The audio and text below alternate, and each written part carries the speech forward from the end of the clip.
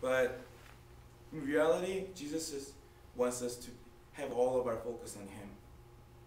Not the worldly positions, but Him. And that's the second thing we looked at, that you can't love money and God at the same time. Now lastly, Jesus is saying that we are all called by God.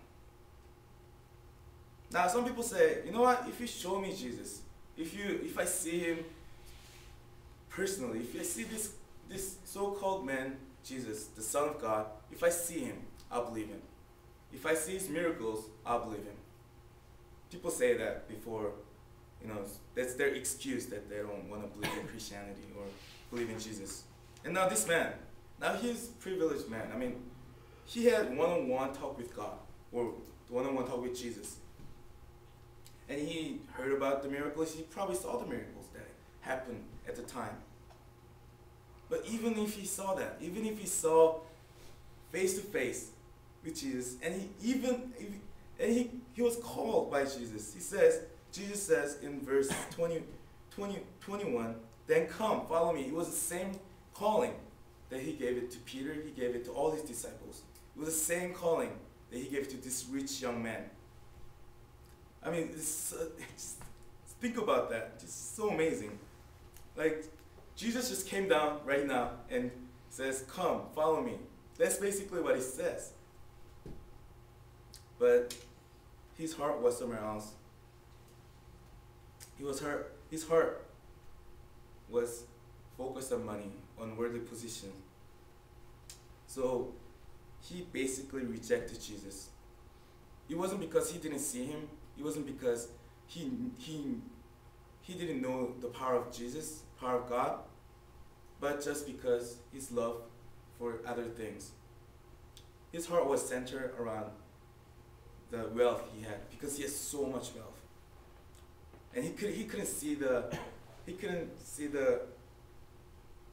thing that Jesus has prepared for him.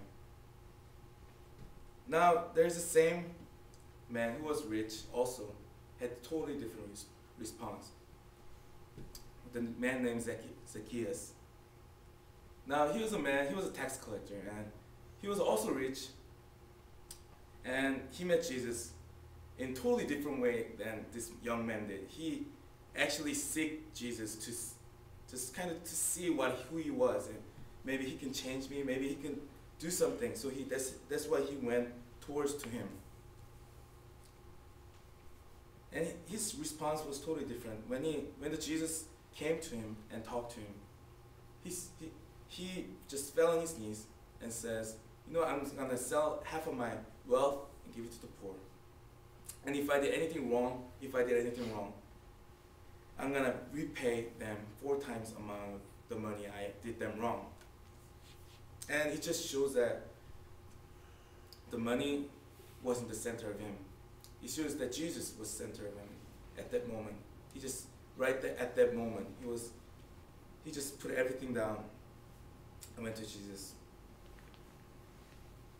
In the Bible it says, rich people it's hard to get, basically it says that it's hard to get in heaven. And thing is that because we're so comfortable, especially in America, because we're so comfortable, because we have lots of resources, we have opportunities, we have jobs, we have basically everything what we need here. We have cars to drive around. Even if you're the poorest person in America, you're way better off than the lower class Middle Eastern Asia, someone who lives in Middle Eastern Asia. And that's how rich this country is.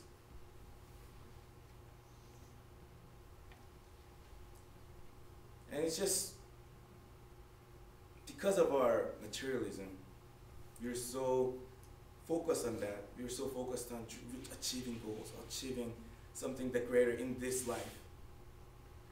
Because honestly, some people do achieve great things in this life because of our resources. But Jesus is saying something else. Look beyond this life.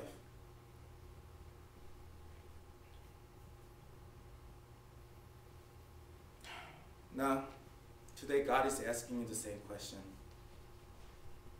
The same question that he asked the young rich man. The same question he asked Zacchaeus.